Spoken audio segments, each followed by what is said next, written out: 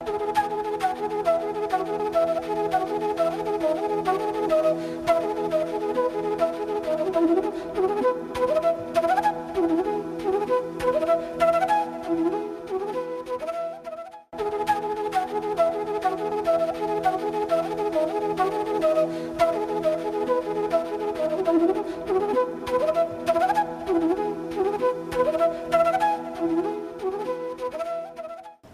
afternoon. Welcome to EduSat Network. Friend, as you know, we have organized 3 lectures on understanding development theories. But before talking about theories, we will try to understand development, its concept, meaning, and what are the measurement. And for discussion on this very topic, we have in studio Dr. Anjan Sen. He teaches geography in Delhi School of Economics, one of the premier institutions of the country, and has keen interest in development issues and writes frequently on this issue. So on your behalf, I welcome him for the EduSat lecture. Welcome. Thank you, Amarendra, and good afternoon, students and teachers. Today is the first part of a three-part series on understanding development. Today, in the first part, we will be studying about what is development, concept of development, the various measures of development, and also we would look into some alternative ways of discussing development, alternative aspects of development we will be looking. So, to begin with, I have divided today's lecture into 2 sections. In first section, we discuss about concepts and measures of economic development. To begin with, what is development? Development is a big umbrella term. So, is development a structural transformation which is long term? Or is development a short and a medium term to achieve desirable targets, or development is a Western term? So there is also big discussion going on that development is more of a Western terminology which is being imposed on the Oriental countries. So between these two, we will be discussing today what development is. So I will just repeat once whether development is a Western concept, and if development is not a Western concept, is it a short to medium term process to achieve desirable targets, or is it a long term? Long term would mean more than 20 years, up to 25 years, involving structural transformation of the society. So to begin with, we have a definition of development. An interesting discourse of development is that every writer has a different definition of development. So we can't discuss all the definitions, but we will be selecting specific definitions. But before we move into the definition of development, we have to distinguish between whether development is a static entity, that is it a state or a condition or a goal, or is it a dynamic entity, that is development is a process or a course of change. So these are the 2 very different ways in which development can be looked into, a static and a dynamic entity. So we come to the meaning of development, and the best definition on economic development comes from an economist named Todaro. So he defined development. He said that development is not purely an economic phenomena, but rather a multi-dimensional process involving reorganization and reorientation of entire economic and social system. So he defined development as a multi-dimensional process. Even if we talk about development in economic terms, it would also involve other aspects like social and maybe political and geographical and other aspects, maybe environment and many other things. He also said that development is a process of improving the quality of human lives with 3 equally important objectives. So the process of development aims at improving the quality of human lives, and the 3 objectives are, the first objective is to raise the living levels of people. So living level is basically interpreted as income and consumption, levels of food, medical services, education through relevant growth processes. So people's living level is usually interpreted in very quantitative terms, would involve raising their income and the level of consumption, levels of food, medical services, and also providing education and through relevant growth process. So this is the first objective of development. The second objective of development is to increase people's freedom. Increase people's freedom to choose by enlarging the range of choices available. So, so after moving from the first objective, we move to the second. The first was to see whether the people's level of living is increasing or not, and the second objective would be to see what is the level of choice that is available in terms of various goods and services. So, so freedom of choice could be if there is, it could be any product. If there is a school, a person has a choice to go to a government school or a private school or a residential school. Similarly, there is a wide range of hospitals. The person, according to his choice, according to his income, can go to the government hospital, or it can go to the best hospital in the city or in the country. So this is the second objective of development. And then we come to the third and the most important objective of development, that is create conditions conducive to the growth of people's self-esteem through establishment of social, political and economic systems and institutions which promote human dignity and respect.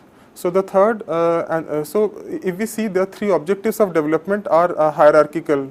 So the first, I will just come back, the first aspect was just very quantitative, to increase the income and consumption of the people. Then the second objective was to provide a freedom of choice, and the third and the most important is the increasing people's self-esteem, their own human dignity and respect. So with this definition of Todaro, we move ahead. We look into the alternative interpretations of development. So, so development can be interpreted very differently. So there are three alternative interpretations of development. The first is development as economic growth. So development as economic growth emphasizes commodity or output, that is GNP, rather than people. And in this interpretation of development, there is it says that the economy is a dual economy where both the traditional sector as well as the export sector coexists. So in economic growth interpretation, we have two sectors which are very dualistic. The first sector is the traditional sector, where most people will work and there is inefficient technology. And the second is the export sector, which contains small number of workers but uses high-tech technology. So in traditional sector, there is lot of self-consumption. Whatever is produced, the production is used for self-consumption, and the human use of human labor is more, and the technology is usually very low and very inefficient.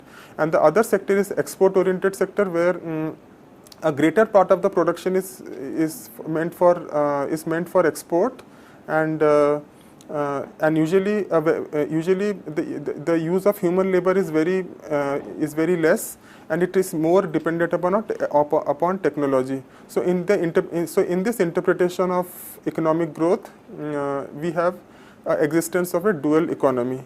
In the second interpretation of economic of development is seen as modernization. And again, like the whole concept of development, modernization itself is also very debatable. What is modernization? Here in our current discussion, we emphasize on social change. So social change could be any change, like which is social, political, and psychological process which leads to economic advancement, is called modernization. And modernization to some extent is also very quantitative, because in modernization promotes wealth-oriented behavior, like possession of more wealth, more artifacts, more elements of modernization. It's a wealth-oriented behavior and values in individual.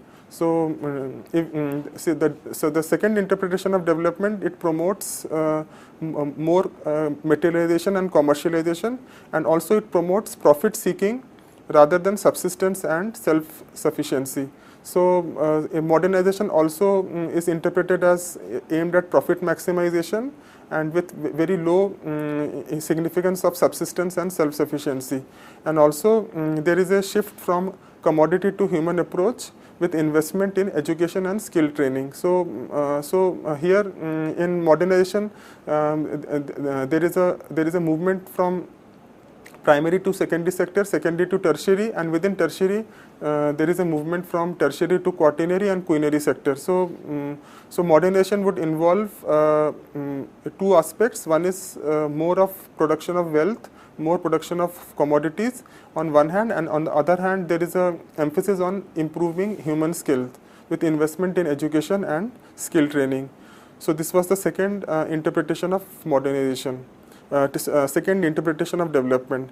The third and the last and the most important interpretation of development is distributive justice. Distributive justice basically implies that whatever wealth has been created, whatever commodities, goods and services have been produced, whether these are being distributed evenly among the population. So this interpretation of development emphasizes on improving the basic needs. The social justice here, social justice has three issues.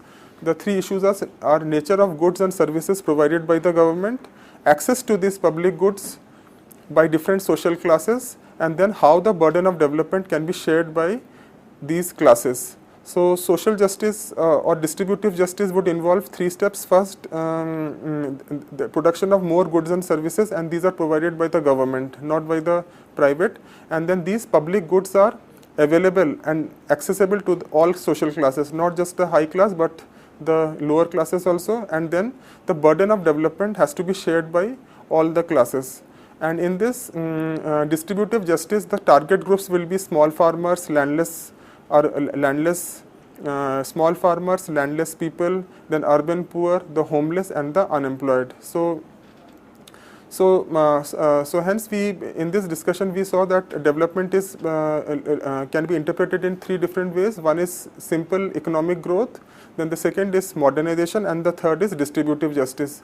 So, to summarize, it would mean that economic growth is production of more wealth, more goods and services. Modernization with not only its production of wealth but also it's more improving human skills, human living standards.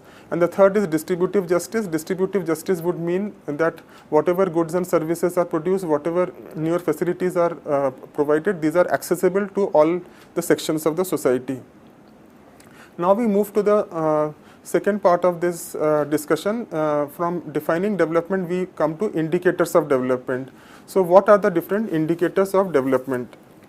So indicators of development has been classified into four categories. The first category is simple, how to measure growth, then how to measure development, then the third is the human development index, and the fourth we will look into other kinds of measures.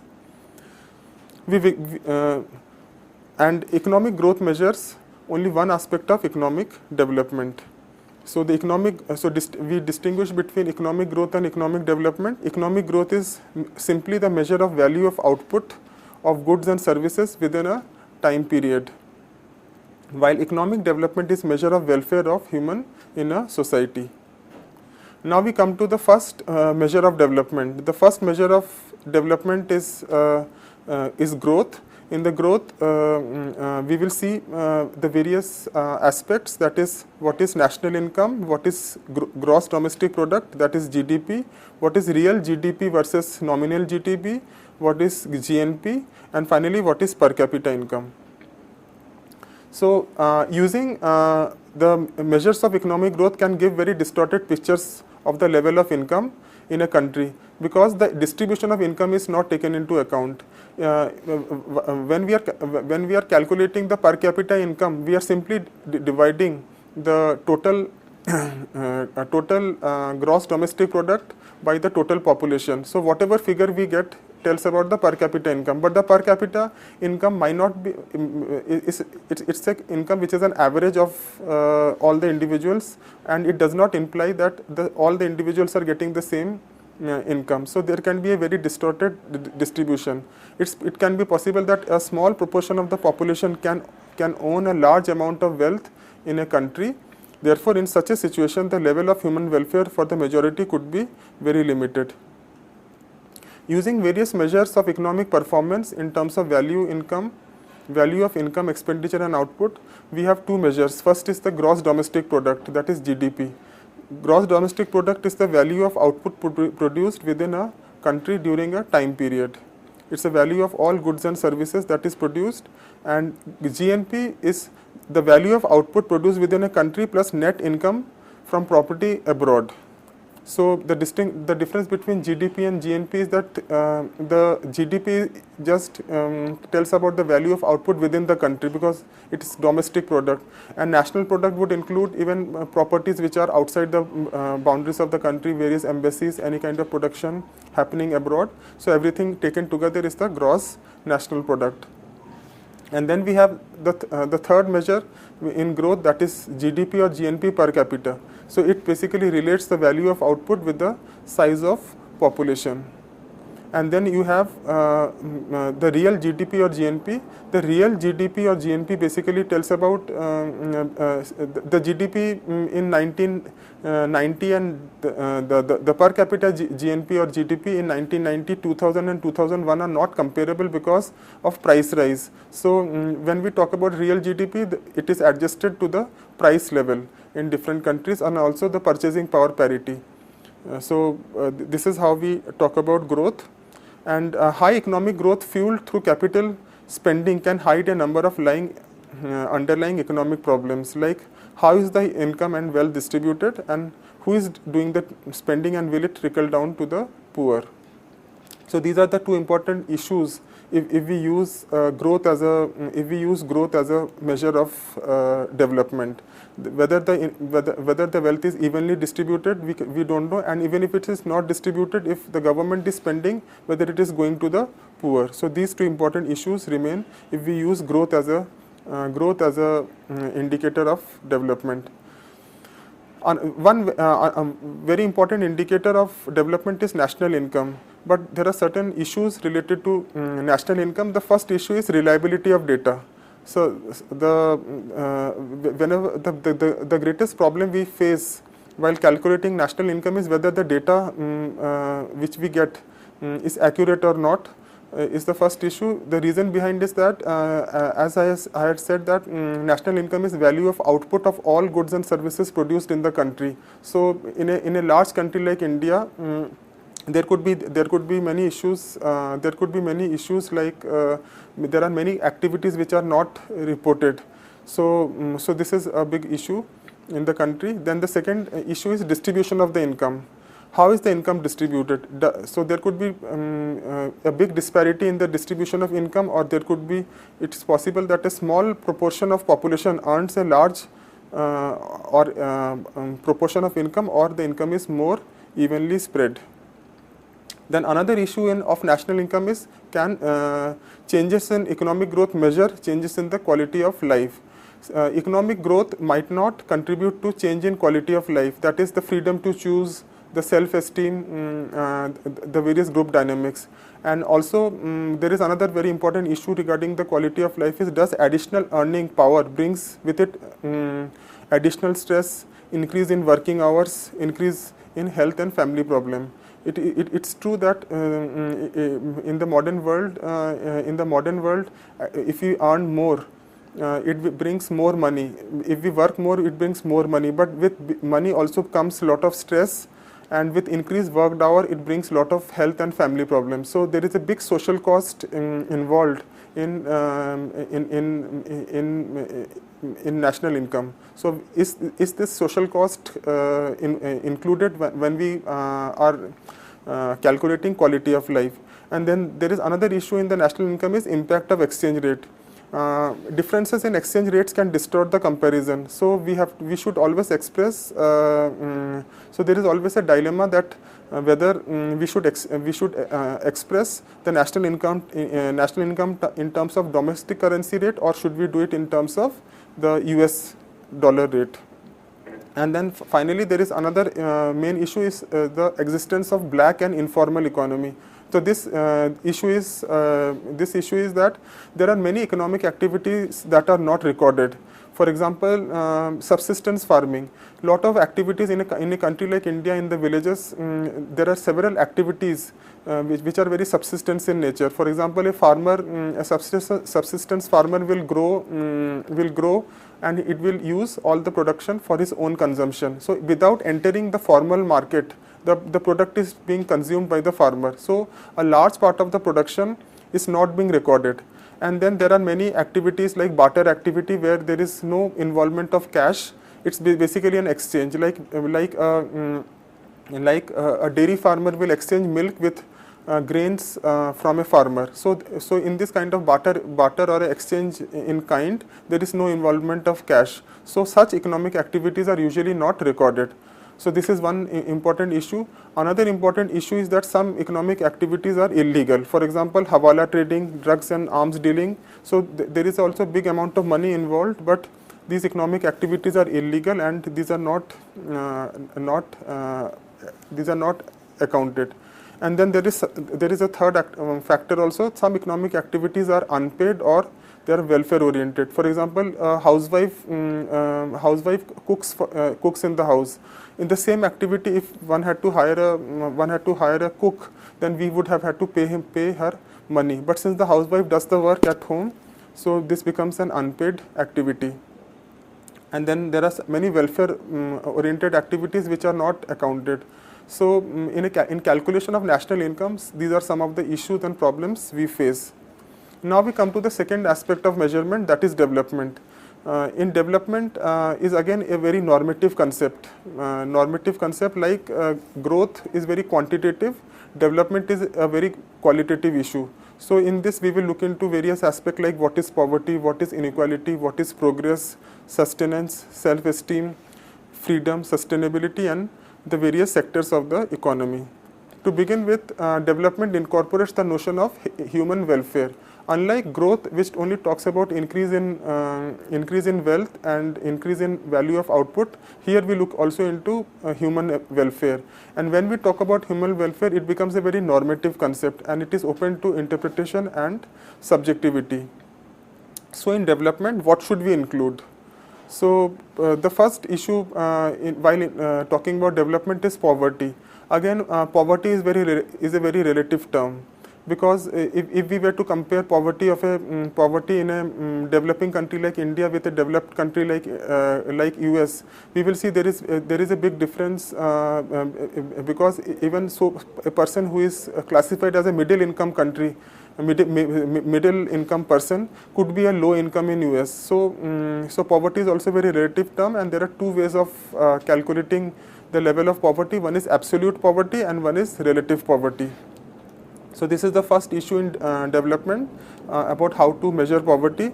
The second issue is the inequality. Inequality is the disparities in income. So disparities in a developing country like India, for example, the disparity of income is very high. There could be people who are very rich, and there are people who are just homeless, or they live in footpath in a city. So they don't have any possession, any house, anything. So there is a big disparity. And the disparities could be very less in countries, for example, in Scandinavia, where the average income earned by everybody is very high. So the disparities are very low. And then the third aspect of development is progress. And then again, the issue is what items should be included in progress. The definition of progress could be highly subjective. And what has progress brought to native tribes across the world? The word so-called progress is also very debatable aspect, because what the Western world will call as progress, a native tribe is of no significance. For example, there is a very interesting example that a tribe which is living in a forest, for him learning to climb a tree is very important, because when a tiger comes to save himself, the tribal person should know how to climb a tree.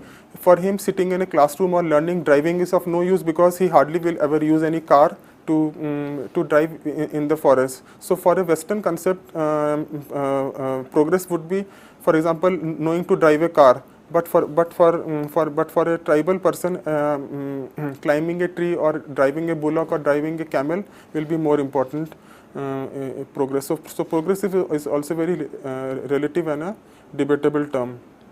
And then there are other considerations of human welfare. These considerations are also very important, like political freedom. Political freedom is very important, whether the people have freedom or not. A country, for example, like in Middle East, the countries might have high per capita income, but for example, the women do not have any freedom. They don't have freedom to move around. People don't have freedom of religion. So this political freedom, social freedom is equally important. Then another issue of human welfare is self-esteem. Self-esteem is how much we feel about ourselves, that we must grow. So this is the value of self-esteem. And then there are other values like sustenance, sustainable development, and proportion of activity in different sectors. So the proportion of manpower in different sectors is also an equally important element of development. In developing countries or underdeveloped countries, a large proportion of the workforce are in primary sector. Even today, for example, in India, 60% of our workforce are in primary sector, that is agriculture, and only 40% are in secondary and tertiary activities, that is industries and services. Compared to this, if we take countries like United States, only 5% of their workforce are in primary activities and 95% are in secondary and tertiary activities. So in countries like US, 5% of the people are involved in professions like agriculture, and they are producing food for the entire country. So this is also a very important indicator of development. Now moving from development, we come to the third aspect of measuring development, that is human development index. Human development index is the third measure, where we look into many other socio-economic measures like life expectancy, literacy rate, that is knowledge, and standard of living.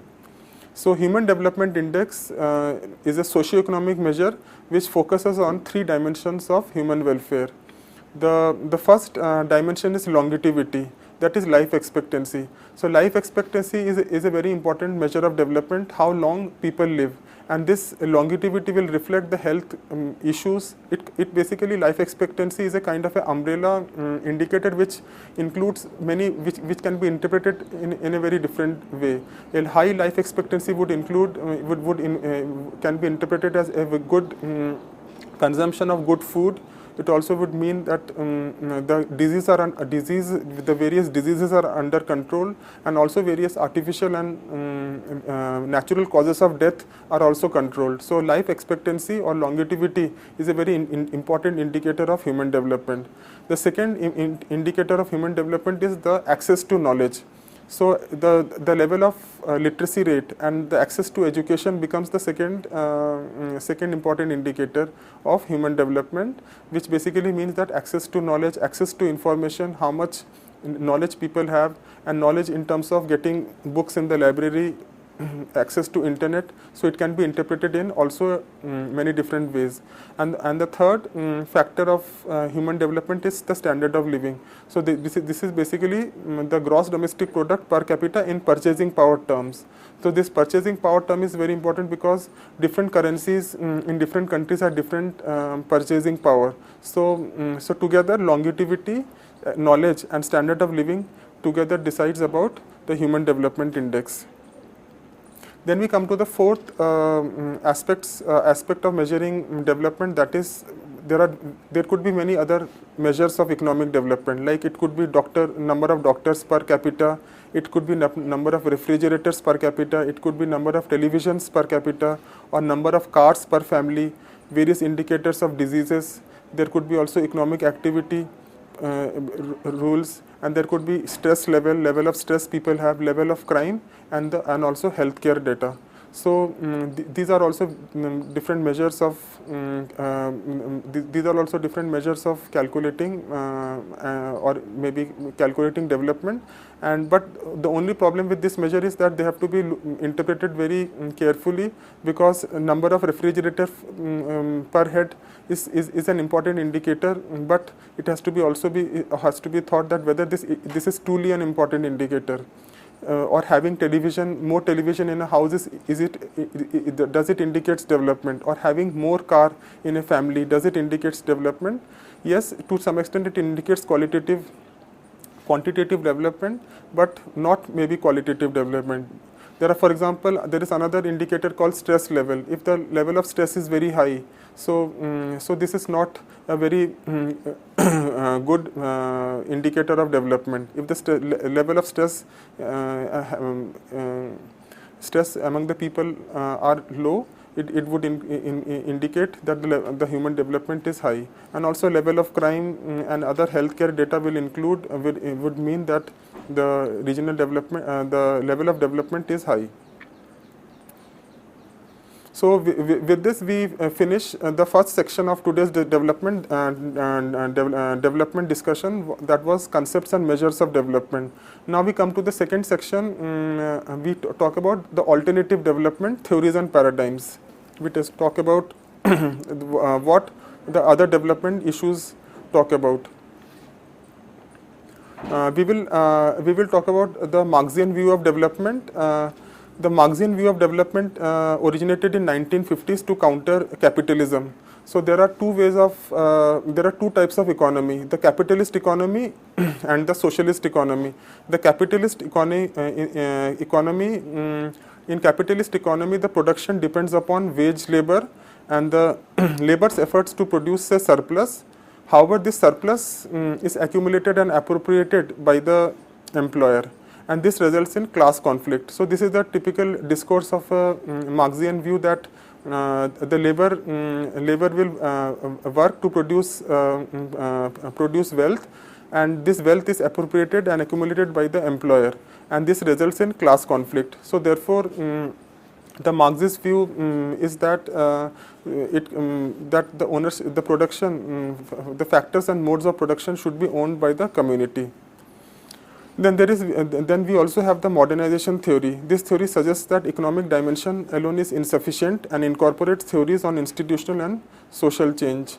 It incorporates non-economic elements such as social practices, beliefs, values and customs. Diffusion and speed of change is critical as it removes various cultural and social barriers. And then the third is backward internal structures rather than external factors causes underdevelopment. Then there is another alternative view of development, that is sustainable development. Development withdraws and extracts a lot of resources from the nature. So development has to be, any development should be able to sustain itself for a long period of time. So therefore, sustainable development talks about development that is likely to achieve lasting satisfaction of human needs and improvement of quality of life. So it encompasses help for the very poorest who are left with no option but to destroy the environment to survive. So this is very important issue. And the second is idea of self-reliant development with natural resource constraints. Sustainable development also means that cost-effective development using different economic criteria, so that development should not degrade environment. Important issues of health control, appropriate technologies, food self-reliance, clean water and shelter for all. And then finally, people-centered activities are necessary. Human beings are the resources in the concept. Then coming to another aspect of alternative development is popular development. Popular development tells that typically in development there are a lot of theories have been propounded by various authors. Popular development says that we should avoid grand theories and models. They say that we don't need any theory and model. We should basically emphasize on solutions viewed in the context of development, which is part of the historical process. And also, context of development is constantly changing in scale and time, and it should accommodate geographical and historical diversity. In popular development, it is basically believed that theories are of little use to the practitioners of development, and it stresses local diversity. Popular development stresses local diversity, human creativity, and process of social change through pragmatism, flexibility, and context. And instead of state intervention, popular development emphasizes comparative advantage of public and private sector and their complementarities. In popular development, what is the role of environment? The role of environment, the development should recognize high opportunity cost associated with irreversible environmental damage. Then dealing with environmental problems requires solutions sensitive to local social and ecological conditions. And society and nature relations are affected by variations in class, gender and ethnicity. And finally, reproductive squeeze forces peasants to intensify production in fragile environment. So this is how the environment, role of environment is seen in popular development. Then what is the role of space and place in popular development? Bottom-up approaches as opposed to top-down to people's participation are important in this view. So the bottom-up approach basically means that rather than imposing from top, the policies are decided by the people and then they are aggregated at a next higher level of space. How are various social groups and classes affected by rural, urban, core, periphery and other spatial interactions? And then the third, growing importance of decentralization of decision making and authority from center to periphery. And then finally, in popular development, what is the role of power? How does the power structure affects development? The power structure is very important in popular development because usually in a traditional system of society, the higher caste, the landed class, the moneyed class, and people have the greater share of power. But with more democratization, people from the lower caste, people who are poor, people who are and more disadvantaged, they get power. So how does power structure affects development is an important factor.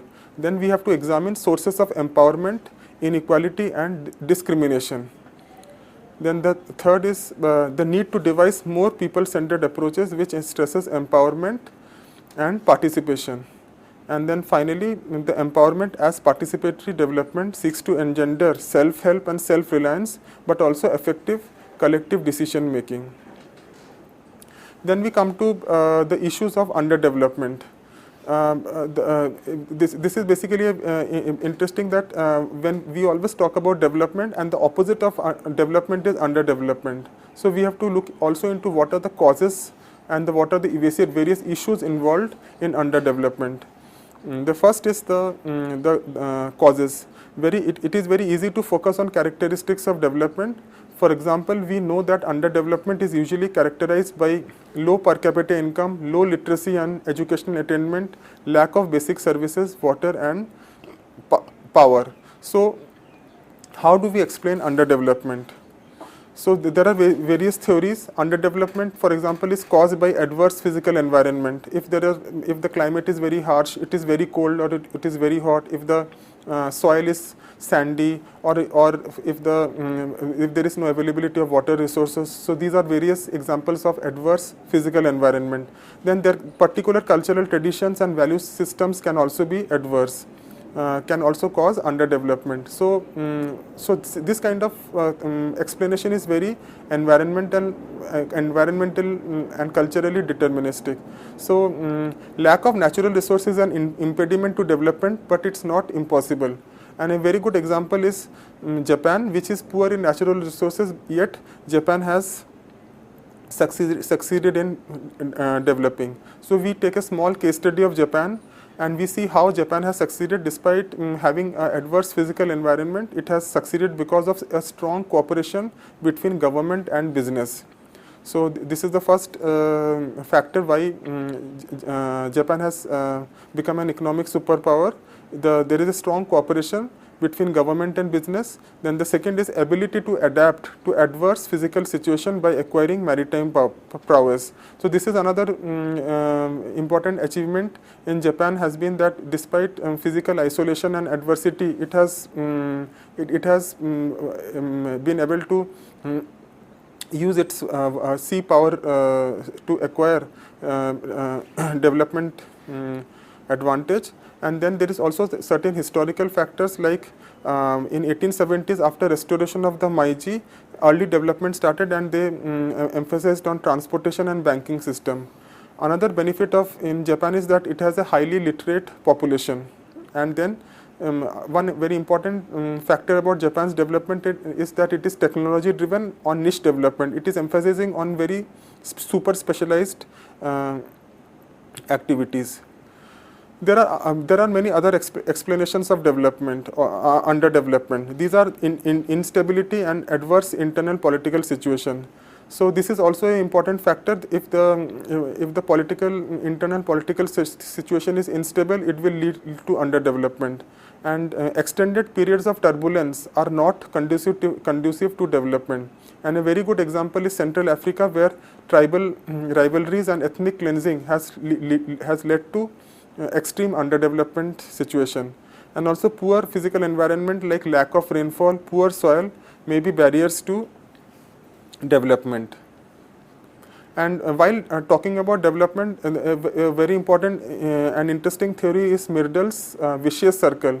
Myrdal's vicious circles talks about a vicious circle is basically a complex web of interlocking circles where chain of cause and effect, which is basically chain of cause and effect relationship, where one unfavorable circumstance leads to another and produces a downward spiral. It is basically a very good example is, for example, poverty and ill health.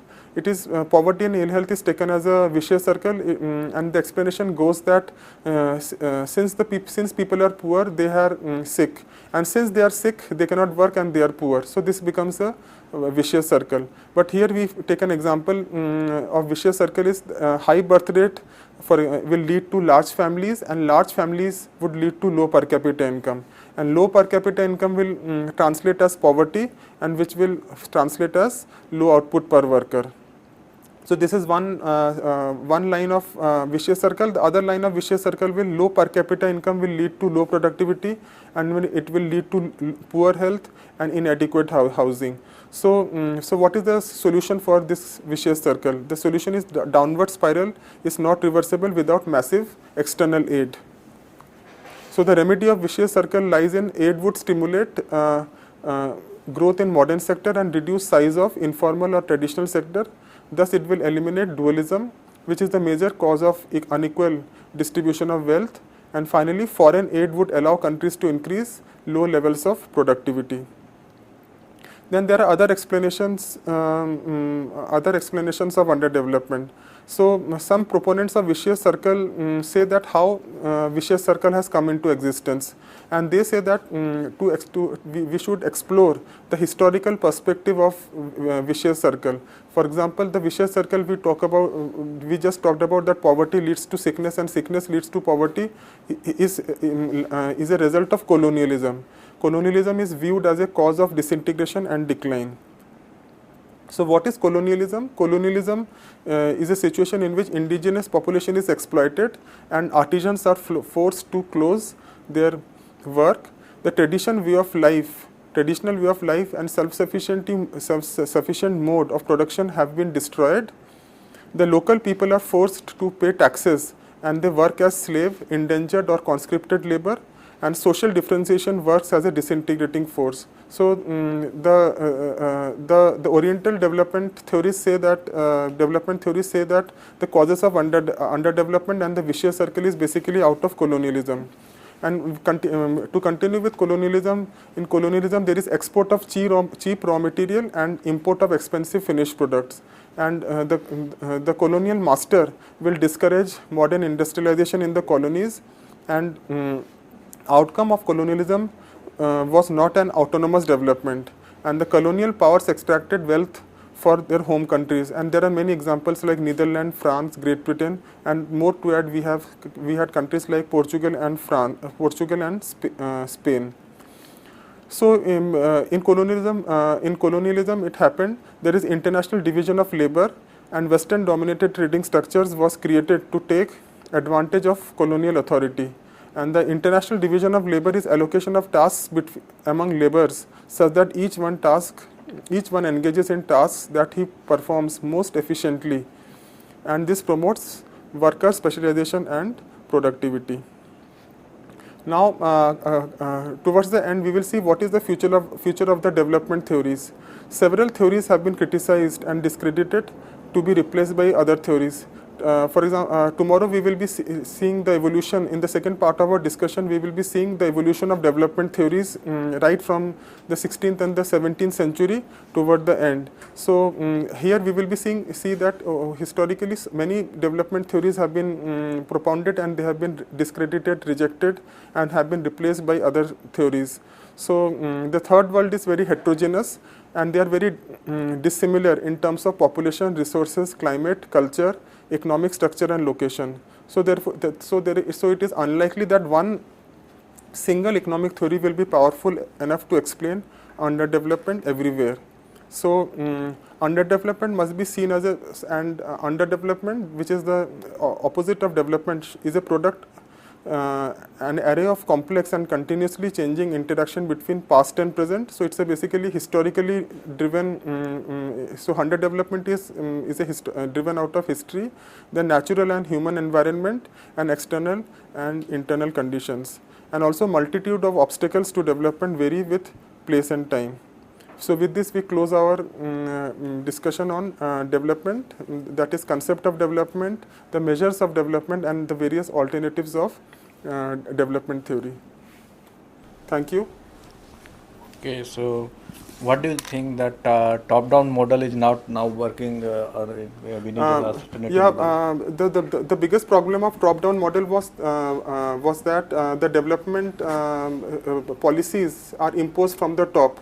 So this is the latest mantra in development paradigm, that we move from top down to bottom up approach. In bottom up approach, each and every individual is empowered. In each and every settlement is empowered. So each settlement decides what is important for them. It has power to raise economic resources, financial resources, and it also decides what is important for them and what is and they decide the priority. And then at the settlement level, basically the village level, we move to the next higher level where the various plans are aggregated, and this way a national plan is basically an aggregation of all the village plans. So even in India, the Constitution's 73rd and 74th Amendment aimed at basically promoting a bottom-up approach. Okay, so this model should be adopted in all developing countries. Yeah. Or it's only India specific. What do you think? No, can you just bottom to top? Bottom up approach is probably in the history of theoretical, that is probably the best today. All the we had a era of urban industrial growth pole strategies where it was thought that if we have a growth pole, we will have more development in area. But it was found that these growth poles become islands of development and the growth doesn't trickle down. And ultimately it was felt that only the bottom-up approach, where we develop villages, we develop agriculture, can bring about development. So now it is being realized that the bottom-up approach is the best strategy of development. No, how can this fit when there is already existing island of development? When we see the islands of development, we can take a lot of examples like big cities, metropolitan cities. They are islands of development. People get attracted, but what happens? The place or the rural area from where they are drawn, they remain underdeveloped, backward. So these big cities become islands of development in the sense that there is no trickle down of development technology into the surrounding rural areas or the distant rural areas. All the resources are drawn by these island of development. All the people or all the good people, so called the efficient people, the quality people, they will migrate to the big cities, and the rural areas which are in the margins, which are in the periphery, they remain as it is. So the current development philosophy and the paradigm is that the mass regions should be developed. So this can be done. We can reverse the system. So we have to reverse the system, and in philosophy also there are a lot of programs, like they have programs like integrated development of small and medium towns. But sorry to interrupt. We have a question from Pune. Yeah, good afternoon, friend. Please ask your question. जी सवाल पूछिए. What are the main factors, according to you, which are affecting development in India? Yeah. one of the major factors which is affecting the development of India, I think. As we had discussed just now, development is a dimensional factor. We can't just pinpoint one factor. So right from physical factor to economic factor, political, social, there are so many, and at every group we have to look into factors. If we start from the top, the first is physical factor. In physical factor, there are a lot of diversities. Some are hilly, rugged area, cold areas, deserts, rain shadow areas, and then some areas which have desert soil. So this is the most important physical factor. Then we have cultural diversities, people with different psychological processes in their mind. So some are open, some are not very open. Like for example, tribals living in different parts of India, they have their different dynamics. So this is there is variations in development. From there emerges economic factors. Different places have different types of industries, crops, agriculture, everything. And then we come to various social factors and also political factors. So causes of underdevelopment in a large country like India, it's very difficult to pinpoint as one single factor. There are also political factors. There are parties, for example, which are not in sync with the party which is in the union. So parties which are friendly parties in the states. So there are so many wide varieties of factors which will decide the reason out the factors of development and underdevelopment. So if we sit and analyze the reasons for underdevelopment or development, we have to analyze each and every factor. Okay. Sir, as you said that for development we need the economic growth, and economic growth cannot be achieved as desired if we lay more emphasis on agriculture. Mm-hmm. So how can we make a balance between agriculture, industry and service sector so that we can have high economic growth and development? Yeah, one thing we should always know that agriculture, in whether it is in India or any country, it is something which has priority with him. No. See, in India, even in 2011, today 60% of the people are still dependent upon agriculture. But see, another country like US and Europe, where only 5% of the people are working in agriculture, and this 5% of the population are producing the entire food requirement, not only for the 95% of the population, but they are also exporting. So what is the reason? So there is a big dualism. The problem is that in agriculture in India, there is a lot of disguised unemployment. Even only 1 to 5% of the people are sufficient to work in agriculture, but we see that 60% of the population are working in agriculture. So this is called disguised unemployment. So what is the way out? The way out is that obviously in countries like India and China, where the population base is so large that we can't bring all the population from the villages to the cities. Like in European and American countries, only, as I will just repeat, like 5% of the people are working in agriculture. Rest of the 95% they live in the cities and are working in secondary and tertiary activities. If we have this kind of system happening in India, we can imagine almost 1 billion people will be living in cities, which is difficult to accommodate. So that is why the latest development paradigm is that we should develop agriculture, we should develop rural areas so that people remain in rural areas. Today rural areas lack infrastructural facilities, so the people in the villages are tempted to come to the cities to get these facilities. If these same facilities are available in the rural areas, they will not like to come, like in the European and Western countries. We have another question from Pune. Yeah, please ask your question. Hello. Ji. Please ask your question. Yes, sir. I wanted to ask that today's society is very economic centered. Which one? And we are just looking for ranking in world. Got the question. So instead of that, if we look for human development, can it help India in developing? Yeah, in our discussion we had seen that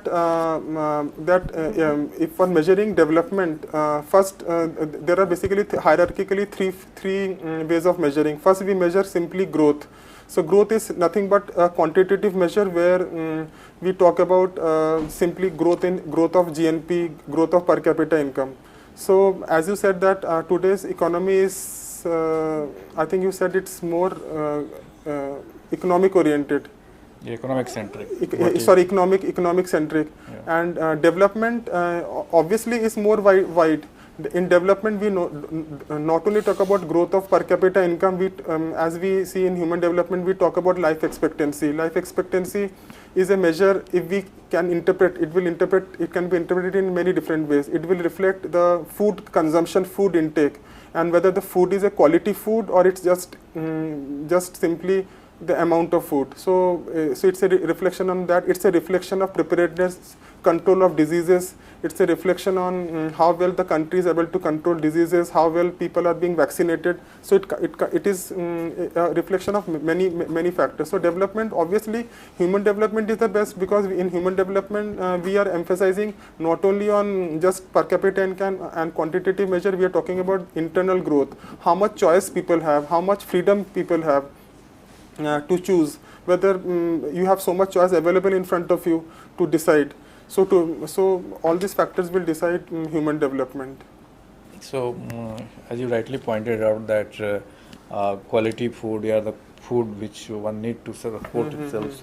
So when country like India, every other developing country, we find that. So how can one judge these things? No, basically choice. For example, I will give a very good example in choices that nowadays there is a lot of debate going on foreign direct investment in lot of sectors. For example, if we look into the hypermarket in retailing. In retailing, if we see in big cities, in big cities of India, if you go to if you want to buy vegetables, or if you want to buy pulses, anything, you have a wide variety. You can go to a local grocery, or you can go to a hypermarket. It depends upon your choice, basically, how much you can pay for it, what you want. So this choice is important. Even if you go to pharmacy sector, you can go and buy a medicine from a local chemist, or you can buy from a shop, which is a shop like Apollo, medical center, which are open 24 hours. So it's basically choice. If you want to see a movie, you can watch in a local hall, or you can go to a PVR. So it's basically the amount of choice you have. If you want to study in a school, you want to go to a local government school, or you want to go to a public school, or a residential school, or an international school. So basically, as a government, it should give lot of choices. It should give a wide range of choice to the consumer, depending upon its ability and depending upon what he wants. Basically, the consumer should have the right to choose. But this for right of choose, they need certain kind of some amount of knowledge, or the So in choice also, we had said that knowledge is also important. We had talked about self-esteem, knowledge. So it's a multidimensional issue. It's just not that choice. Even getting knowledge itself is a choice. Whether they want to get knowledge, we have, for example, internet service providers. We have satellite TV and satellite televisions. We have, and within that also we have choice. There are different providers of internet. So basically, this choice is important, and then whether they want to get the knowledge or not also evenly becomes important. No, but that will come after a certain level. No, we can't out of sudden impose on the person, make them ready for gaining knowledge. So awareness is more important. So in one of the discussions we had talked about awareness, which is part of social dynamics, which is part of development process. We had talked about self-esteem. So these will come gradually. This will happen gradually. It will come gradually. Okay, so it's ongoing process. It's an ongoing process. Okay, so what you're talking about, a Mirdal concept of development and other Rostov. Yeah. So we need to, what they suggest that there are certain steps we need to achieve. Tomorrow in the second part of our lecture series, we will be talking about we will see evolution of the dimension of development. We will talk about theories of development, and we will see how the meaning of development, it has changed. So it will probably address your issues about development, how development was perceived in 18th century, how is it perceived in 19th century, and how it is perceived today. Okay, so well friend, I hope in 3 lectures we will get holistic picture of development, what's meaning, different theory, and how it has evolved over the years. So with this word we conclude the lecture. I thank all of you for watching the lecture, and on behalf I thank Dr. Anjan Sen for giving such an insightful lecture. Thank you very much. Thank you very much.